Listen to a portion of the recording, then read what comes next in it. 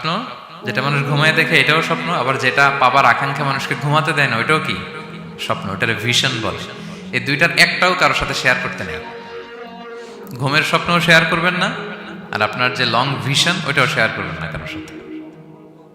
এটা হচ্ছে প্রথম লেসন, স্বপ্ন শেয়ার করতে নেই। ছোট্ট ইউসুফ আলাইহিসসালাম স্বপ্ন দেখলেন 11টা তারা, চাঁদ, সূর্য ওনাকে সেজদা করতেছে। এই স্বপ্ন দেখি তার বাবার সাথে শেয়ার করলেন, ইয়াকুব আলাইহিসসালামের সাথে। ইয়াকুব আলাইহিসসালাম বললেন, লা তাকুসুস রুইয়াকা আলা ইখওয়াতিকা ফায়াকিদু লাকা কাইদা।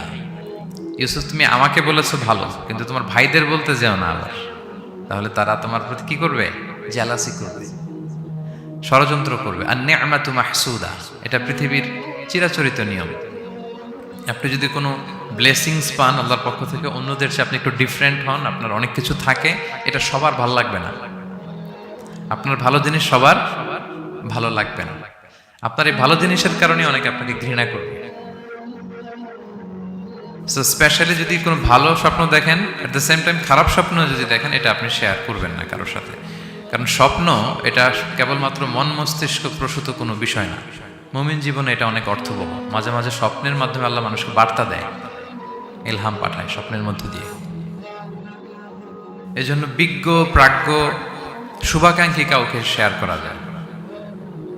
যার জ্ঞান নেই বা ব্যক্তিগত জীবনে পাপী, ভালো মানুষ নয় বা হিংসুক টাইপের, এদের কাউকে আপনার কখনো স্বপ্ন শেয়ার করবেন না। ভালো স্বপ্ন দেখলে শুকরিয়া করবেন আল্লাহর, আলহামদুলিল্লাহ, আল্লাহ কবুল করো। খারাপ স্বপ্ন দেখলে পানাহা চাবেন আল্লাহর কাছে। সুনানে তিরমিজিতে একটা বাব আছে, একটা চ্যাপ্টার, বাব লা তাকুসুর রুইয়া ইল্লা আলা আলিম আও নাসিহ।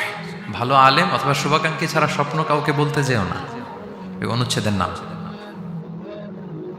এরপর এর কারণটা কি? কারণটা হচ্ছে ফাইন্নার রুইয়া তাকাউ আলা মা তুআব্বার।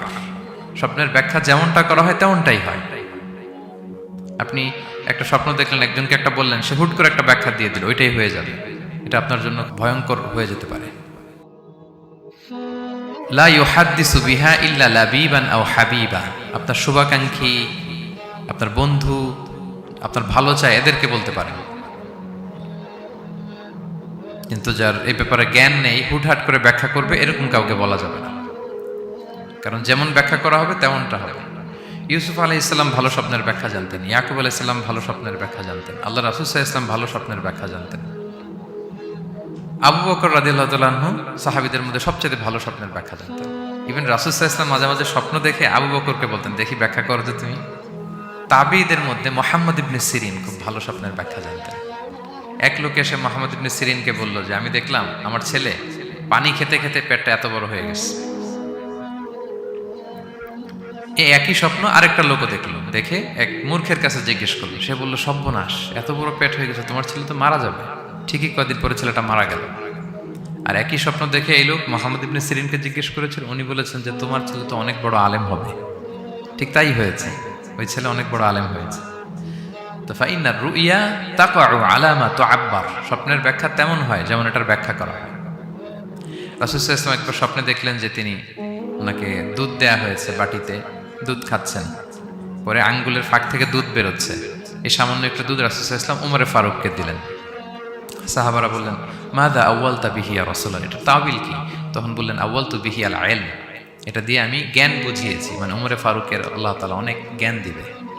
স্বপ্নে কেউ দুধ খাচ্ছেন, এটা আপনার জ্ঞানের প্রতীক।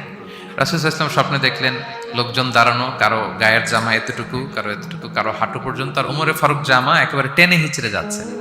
তো সাহাবারা বললেন, মাযা আউয়ালতু বিহি ইয়া রাসূলুল্লাহ, এই স্বপ্নের তাওয়িল কি, ব্যাখ্যা কি? রাসূল সাল্লাল্লাহু আলাইহি ওয়াসাল্লাম বললেন, আউয়ালতু বিহি আদ-দীন আত-তাকওয়া, এটা দ্বারা আমি দিনদারি বুঝিয়েছি। মানে উমরে ফারুকের দিনদারি অনেক বেশি। স্বপ্নে কেউ ছোট জামা দেখলে তার দিনদারি কমতেছে, এটার একটা আলামত। তো এই জন্য হুট করে স্বপ্নের কথা কাউকে শেয়ার করতে নেই। রাসূল সাল্লাল্লাহু আলাইহি ওয়াসাল্লাম ফজরের সালাতের পরে মসজিদে নববীতে সালাম ফিরিয়ে সাহাবাদের দিকে মুখ ফিরিয়ে বসতেন, তাসবিহ পড়তেন, এরপর জিজ্ঞেস করতেন, হাল রাআ আহাদুম মিনকুম আল বারিহাতা রুইয়া, গত রাতে কেউ কোনো স্বপ্ন টপ্ন দেখেছে নাকি? তো তখন সাহাবারা এই স্বপ্ন বলতেন, রাসূল সাল্লাল্লাহু আলাইহি ওয়াসাল্লাম ব্যাখ্যা করতেন। সুবহানাল্লাহ, কত সৌভাগ্যবান ছিলেন তারা। তাহলে স্বপ্ন বলা যাবে নাকি কাউকে? শুধু মুরাদ ভাই বলবে না, বাকিরা বলবে। স্বপ্ন বলবেন কাউকে? খুবই শুভাকাঙ্ক্ষী, আপনার একেবারে ক্লোজ ফ্রেন্ড, তাকে বলতে পারেন। আর অনেক বড় আলেম, যিনি ভালো ব্যাখ্যা করতে পারবেন, আপনাকে গাইড করতে পারবেন, তাকে বলবেন। এছাড়া বলা যাবে না। আর খারাপ স্বপ্ন তো বলাই যাবে না, আল্লাহ তাআলার কাছে পানা চাইতে হবে। তাহলে ঘুমিয়ে ঘুমিয়ে যেটা দেখি এটা কারোর কাছে বলা যাবে না। আর যেটা পাওয়ার আকাঙ্ক্ষা মানুষকে ঘুমাতে দেয় না, ওইটাও একটা স্বপ্ন। বলে না যে আমার জীবনের স্বপ্ন আমি এটা করব, এটাও স্বপ্ন। এই ভিশনও শেয়ার করা যাবে না কারোর সাথে। আপনারা তো ব্যবসায়ী মানুষ, টিপস শিখাই দেয় কিছু। বিশাল বড় একটা কিছু প্রজেক্ট নিছেন, শুরু করার আগে আপনি বলে ফেলছেন, শেষ, আর এটা হবে না।